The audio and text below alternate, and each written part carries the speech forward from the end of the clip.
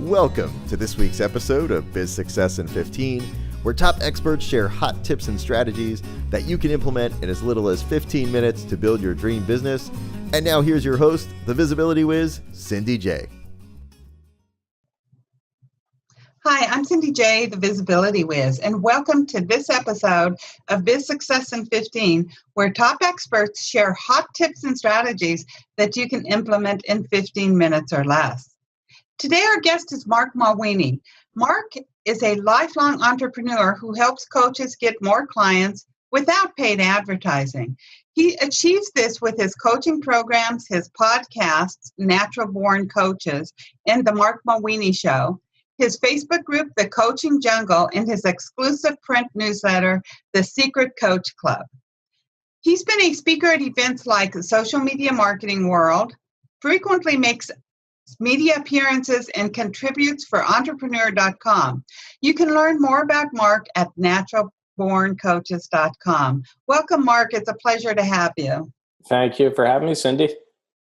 And to begin with, can you share a personal or business challenge that you had to overcome in order to achieve your level of success? How much time do we have today? I know. Do I have to pick just one? Yep, only just one, I know. Yeah. I mean, for me, the big one is, and I'll cheat a little bit, it's actually two, but they're both related to business closures. After about a decade in real estate where I had nothing but success, all of a sudden I had a business closure in 2009, which anyone who's involved in the real estate market or industry knows that was some dark times, starting in 2008 with what happened with the global recession. So 2009, I had a business closure and I got back into real estate, and 2012, I had another closure.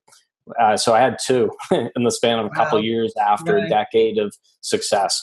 So those are challenging because I started my coaching business in the beginning of 2014, and there's that little voice in your head that's saying, who are you to be a business coach? Because you just went through these two clusterfucks. There's no other way to put it. And that little voice, my apologies. But it's funny because I wouldn't be talking with you, of course, today had I listened to that little voice in my head. I was able to tell it to shut up and push ahead with it. And I actually flipped my story. Instead of saying, who am I to be a business coach? I thought, you know what? I'm perfectly positioned to be a business coach because I've gone through the sleepless nights, the battle scars I have. I know what it's like not knowing if you're going to make payroll. It's made me a better, more empathetic coach, and I've seen more. And it's funny, since I got into this business and where I've done a ton of interviews with really interesting people with cool life stories, my background, my backstory is actually pretty boring compared to other people. And you've probably seen this too. I'm interviewing people for my podcast who've been in prison, they've killed people, they've grown up in dumpsters eating rats and drinking sewer water. And I'm like, I had a few business closures. That's pretty boring in the grand scheme of things. But those would be the two challenges I really had to overcome to get to where I'm at today. One thing that I like about your message too is that you used to be a lone wolf. And in coaching, you can't be a lone wolf. So can you share why being a lone wolf is not conducive to a good coaching business? Well, for the real estate years throughout my 20s, I prided myself on being a lone wolf. I thought it was actually a good thing. Now, hindsight's 2020. As we're recording this, I turned 40 in several weeks. So I like to think I'm a little bit wiser now. I have a few gray hairs and, old wise man. But back in my 20s, I thought, I don't need any help. I'm the lone wolf and the entrepreneur that's going it alone. And I was actually approached several times by coaches in the good old days of real estate. And even though coaching wasn't as big then, and I remember kind of batting them away, and I was thinking, I don't need a coach. Look at how I'm doing. I'm going great. Cocky 20-something-year-old.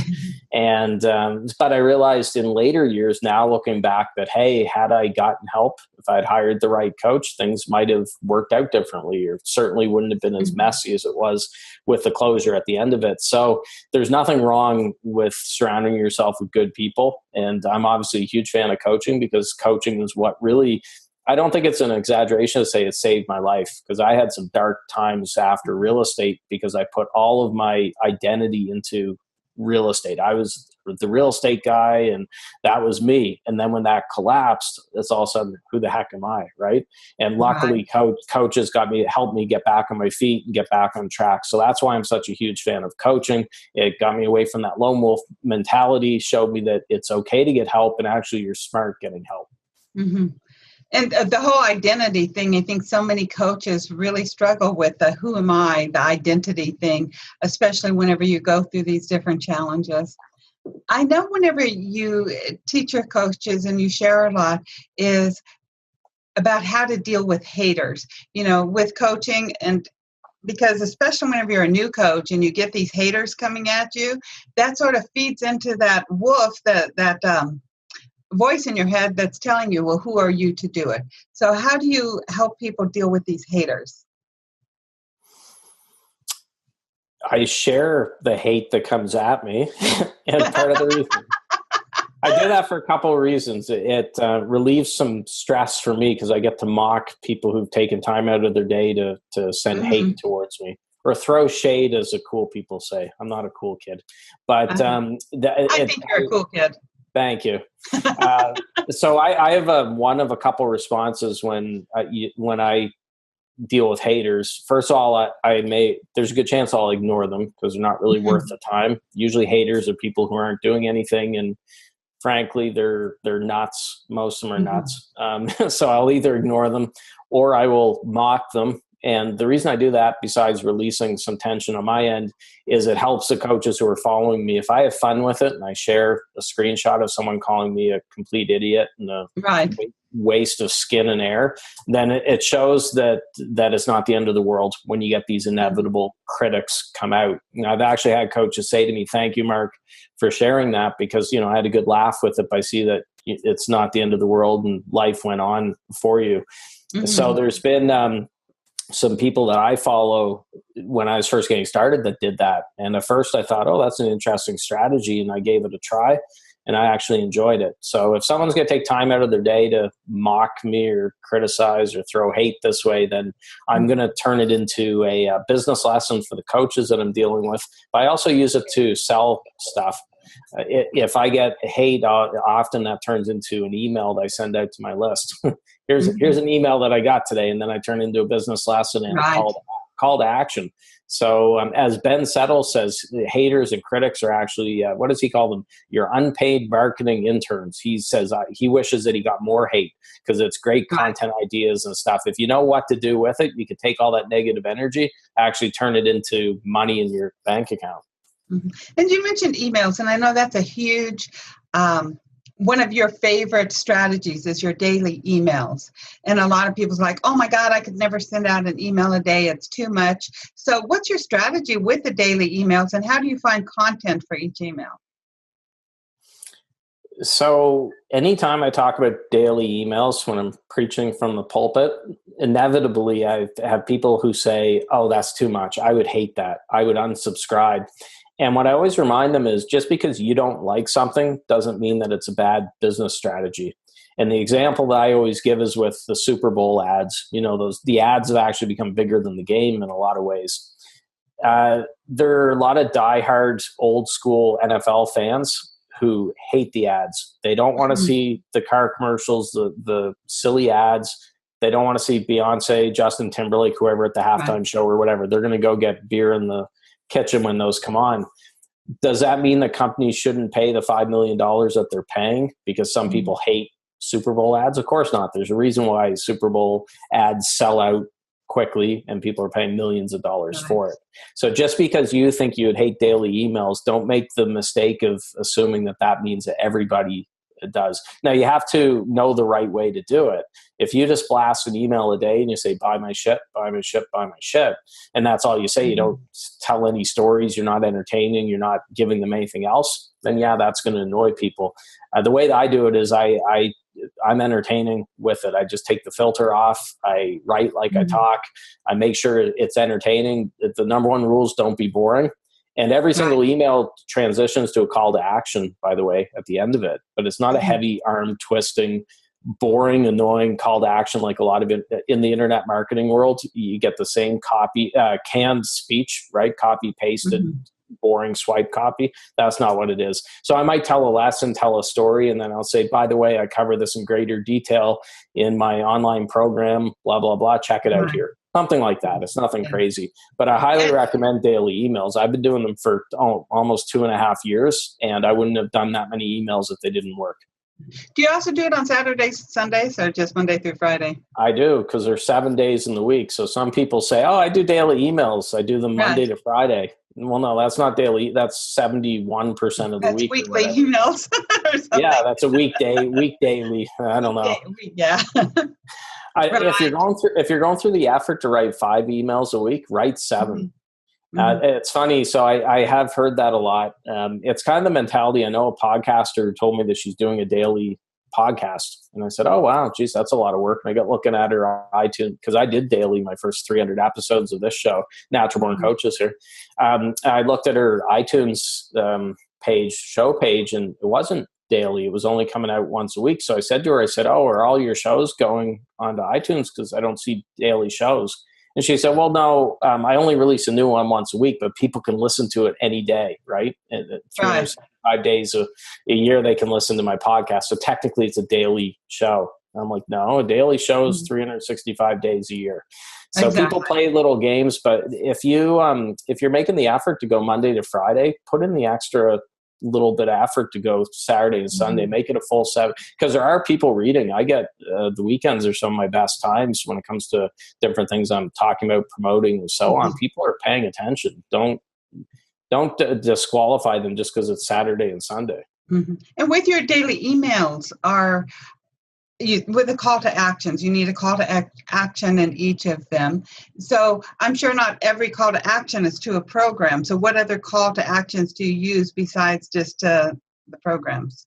So I do the final 2 weeks of the month. So final half of the month is heavily aimed towards my print newsletter. So shameless plug, I have a print newsletter called Secret Coach Club, and it comes out once a month as a physical hard copy newsletter. It goes to the printer midnight the final day of the month. So I push it very heavily that last 2 weeks of the month. It's all newsletter. The first 2 weeks of the month is focused more on, it could be driving people to a strategy call to explore working together.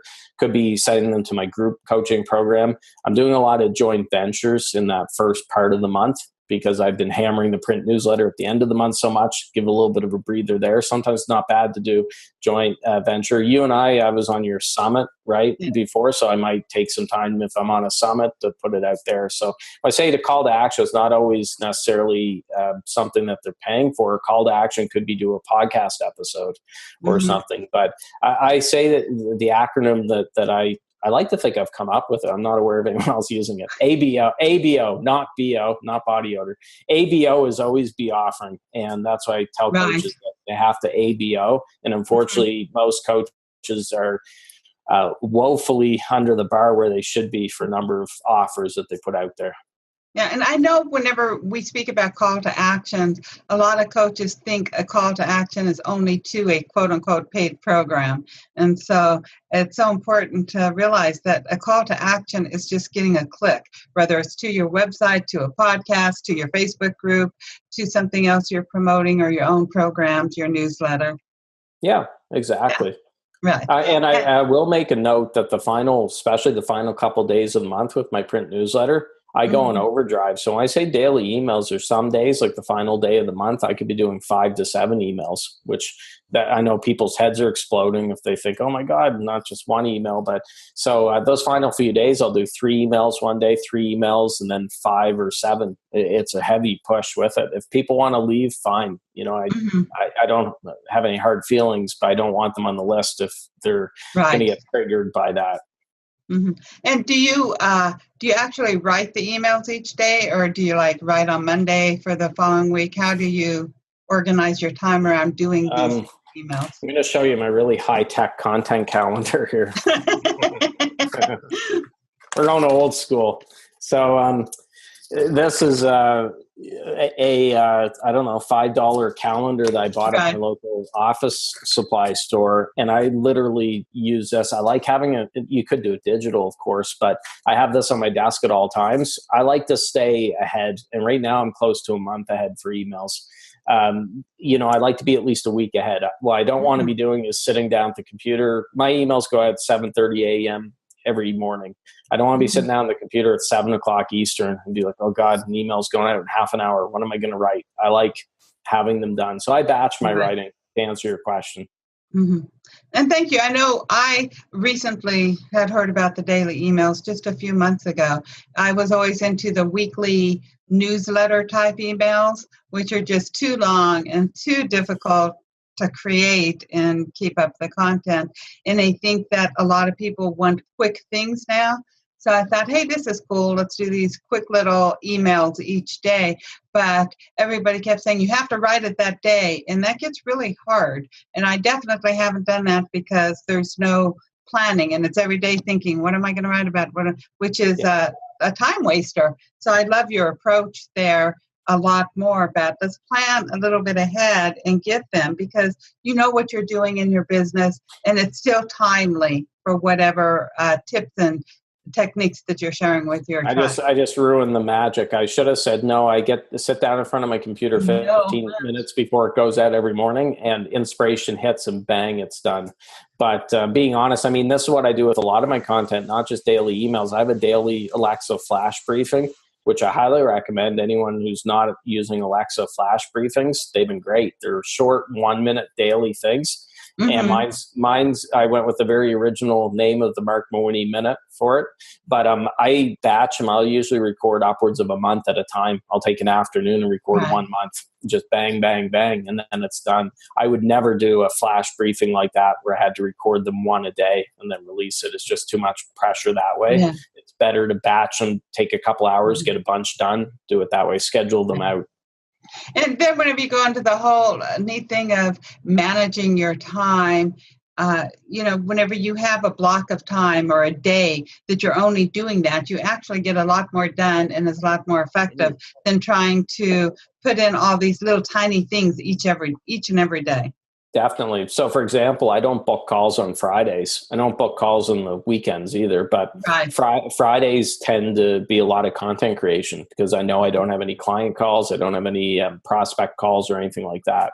And then the weekend will be heavy on content creation or catching up on reading or spending time with my little guy. I have a 9-year-old son.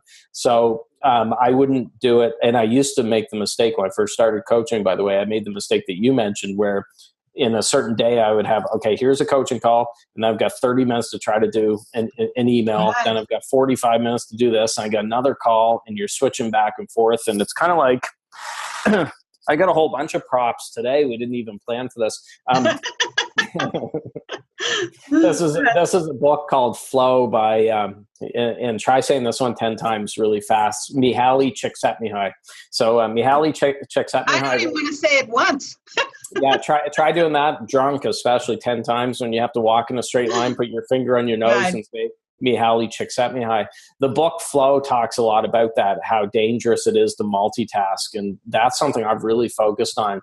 So, for example, when I post something on Facebook, I get the heck out of there. I don't want to keep that tab open and see the notifications coming in. So I do something I call drive-by postings. I post something and I'm out of there, Right. I don't screw around because Facebook, and that's just one example, that could suck a lot of energy and attention away, and it's going to hurt your content creation or whatever you have to do.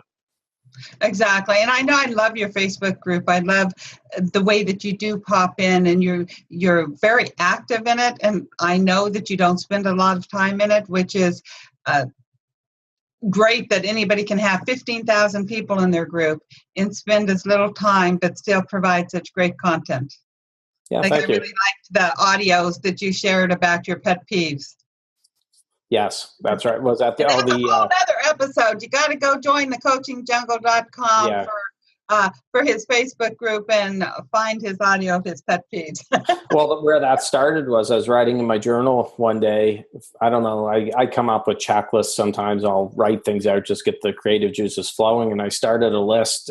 annoying things that online entrepreneurs do, which I thought would be a lot shorter. It ended up morphing into not just one podcast episode. I ended up having to split it into 2 episodes because there's so much stuff that pissed me off about online entrepreneurs. I probably could have done 4 or 5 episodes, but I said, I don't want to be too negative for too many weeks in a row with the podcast. But good times. You make it fun. I mean, even sharing them. And I was like, yeah, I don't like that either. I don't like that either. And I was sitting there checking him off. Yep, I agree with Marc. I agree with Marc. I agree with Marc. This is, call me Captain Obvious. I mean, one of the big ones I mentioned in there was when people add you to Facebook groups without your permission, which is, I can't understand why people still do it. Actually, some very smart people do it too, by the way. People that I respect who normally are smart will do that. And I'm thinking, what the heck are you doing?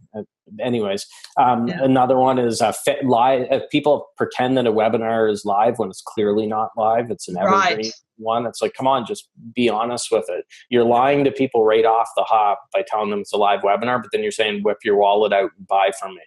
Mm-hmm. Exactly. And I agree with you 100% on those. And moving on, just with time, because I could talk to you forever.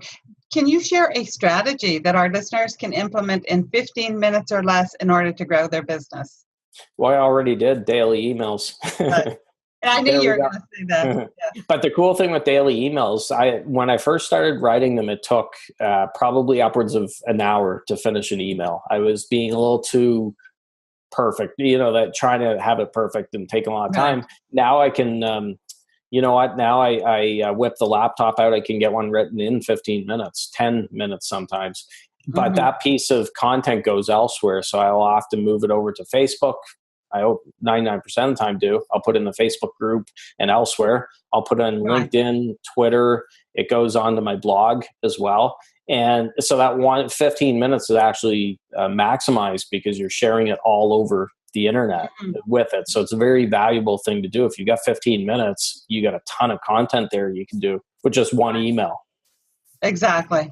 And that's it. It's amazing how much content you can use for your social media posts. I find a lot of, especially new coaches, are constantly trying to get new content for everything, whenever you can just write one thing and create tons of content with it. Here's a tip I'll share with people, because this helps me out a lot.